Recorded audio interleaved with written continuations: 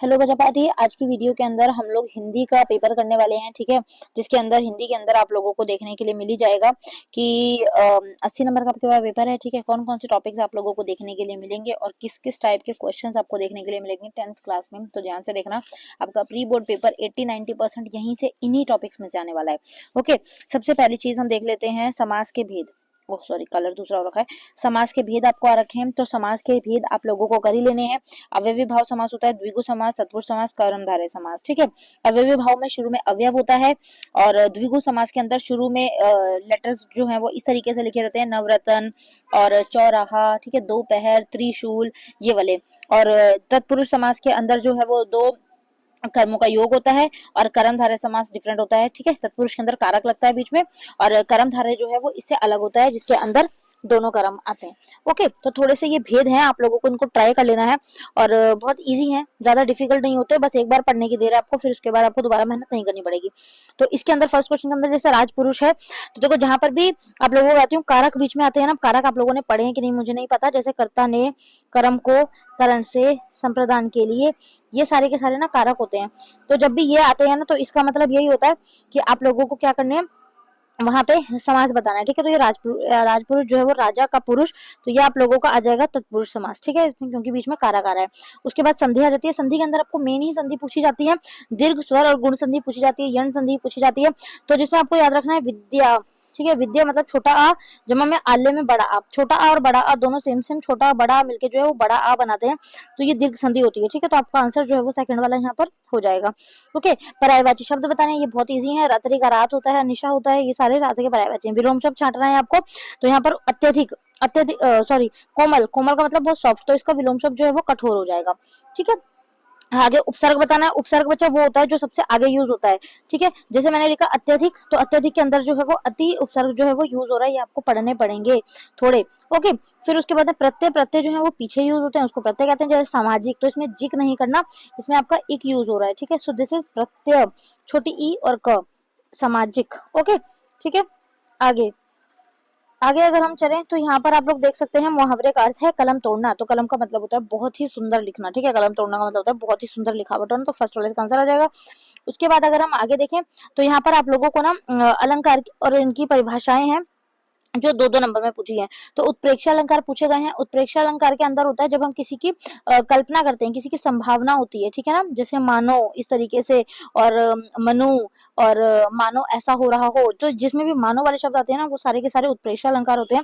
और अगर इसकी मैं उसकी बात करूं कि किस तरह की परिभाषा होगी, तो जहां उपमा में उपमान की संभावना या कल्पना की जाती है वो उत्प्रेक्षा अलंकार होता है। ठीक है, जैसे उसका सिर फट गया हो और मानो अरुण रंग का खड़ा हो, सिर फट गया मानो अरुण रंग का घड़ा हो, तो जैसे इसमें ना मानो मोनो ये वाले शब्द आते हैं, वो उत्प्रेक्षा होते हैं। फिर दोहा छंद की परिभाषा बतानी है।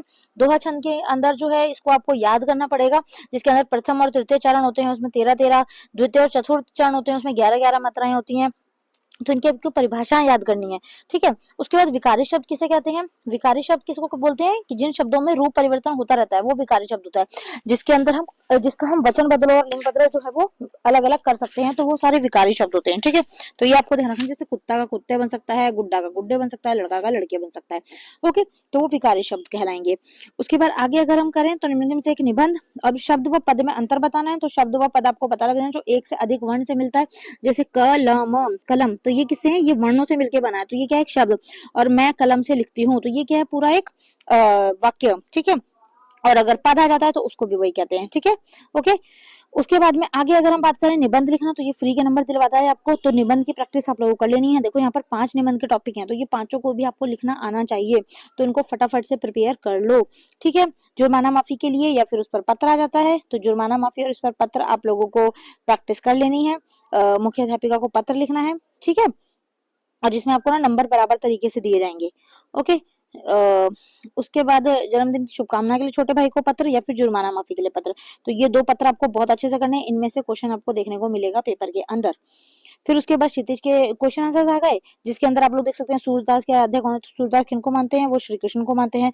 राम लक्ष्मण परशुराम संवाद जो है वो रामचरितमानस के कौन से कांड से लिया गया है, वो बाल कांड से लिया गया है, ठीक है। तो इसका आंसर जो है वो फर्स्ट वाला हो जाएगा। आगे अगर हम बात करें, कवि ने अपनी आत्मकथा को कैसा बताया है, तो कवि ने अपना आत्मकथा को कैसा बताया है, भोली बताया हुआ है, ठीक है। अगर आप लोगों ने ये सारी पोएमें पढ़ी हैं, इनके क्वेश्चंस थोड़े से प्रैक्टिस कर लेना। उत्साह कविता में निदाहा का क्या अर्थ होता है, तो उसका मतलब होता है गर्मी, ओके।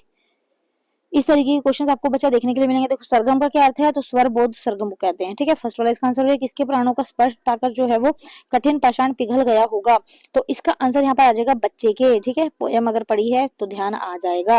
अब काव्यांशों को पढ़कर आपको उत्तर बताने हैं। और उत्साह वाला जो है ये मन ही मन कि इसके अंदर आपको मतलब पूछा गया है ये किससे लिया गया है, इसके कवि के नाम कौन है, कविता का कौन है, तो ये सूरदास कविता से लिए गया है। मतलब कविता जो है वो सूरदास के पद वाली है ना, और कवि जो है उनके सूरदास ही है, तो लिया गया है। तो आपको ये लिखना आना चाहिए, ठीक है। और प्रसंग स्पष्ट कीजिए। जब ये प्रसंग लिखा होता है ना, तो प्रसंग का मतलब है आप लोगों को लिखना है कि किस कविता से लिया गया है, इसके कवि कौन है, और इस बुक का क्या नाम है, तो वो सारी रामकथा आपको इसमें लिखनी होती है, ठीक है। फिर भाव सौंदर्य दिया गया, भाव सौंदर्य में भी आपको वही चीजें लिखनी होती है कि किस तरीके का आपको भाव सौंदर्य मतलब क्या चीज दी गई है, उसमें कौन सा अलंकार या क्या यूज हो रहा है, या उसके बारे में थोड़ा बहुत मीनिंग पता है तो वो भी जस्ट आप लिख सकते हैं। उत्साह कविता का मूल स्पष्ट करना है। उत्साह कविता के बारे में आपको बताना है। अगर कविता का थोड़ा एबीसीडी भी पता है तो आप उत्साह कविता के बारे में यहाँ पर लिख देंगे, 3 नंबर आपको फ्री के मिल जाएंगे, ओके। उद्धव द्वारा दिए गए संदेश ने गोपियों की विरह अग्नि में घी का काम कैसे किया है, तो ये क्वेश्चन, ये चैप्टर ही बहुत इंटरेस्टिंग है, हमारे टाइम से चला आ रहा है, इसको आपको लर्न करना पड़ेगा। उसके बाद आपके क्षितिज के क्वेश्चन आ जाते हैं। क्षितिज के क्वेश्चन में हालदार साहब वाला क्वेश्चन है, किसकी देशभक्ति के सामने नतमस्तक थे, तो इसका आंसर हो जाएगा कैप्टन, ठीक है। इसका आंसर हो जाएगा captain, second one is the answer. उसके बाद बाल गोविंद भगत की प्रभातियां कब तक चलती थी, तो इसका आंसर हो जाएगा फागुन तक। गोविंद भगत कैसे कद के व्यक्ति थे, तो मंझोले कद के थे वो। मनु भंडारी का परिवार अजमेर में कौन से मोहल्ले में रहता था, तो ब्रह्मपुरी में रहता था वो, ओके। नरकट नमक घास डुमरा गांव में किस नदी के पास पाई जाती है, सोन नदी के पास पाई जाती है, ओके। और आगे संसार में मजदूरों को सुखी देखने का स्वप्न किसने देखा है, लेनिन ने, तो इसका आंसर ये हो जाएगा। फिर उसके बाद देखो गद्यांश में से पढ़कर लिखने हैं उत्तर, तो ये आप लोगों को चैप्टर्स पता होने चाहिए कि ये चैप्टर जो है वो कौन सा है, उसके मतलब राइटर कौन है, किस चैप्टर में से है। जैसे ये चैप्टर जो है अगर पढ़ो तो थोड़ा सा आपको पता लग जाएगा, बाल गोविंद भगत पाठ में से है, ठीक है।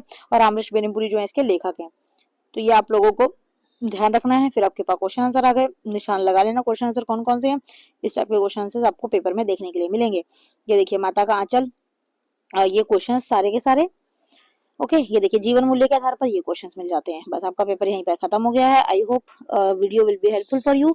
और बाकी की वीडियोस के लिए, इंपॉर्टेंट इन्फॉर्मेशन के लिए, सीक्रेट टिप्स के लिए, और साथ साथ जो फाइनल में आपको जिस तरीके के पेपर देखने के लिए मिलेंगे उनके लिए आपको चैनल पर बने रहना है और चैनल को सब्सक्राइब रखना है, ठीक है। See you next video, thank you so much, bye bye.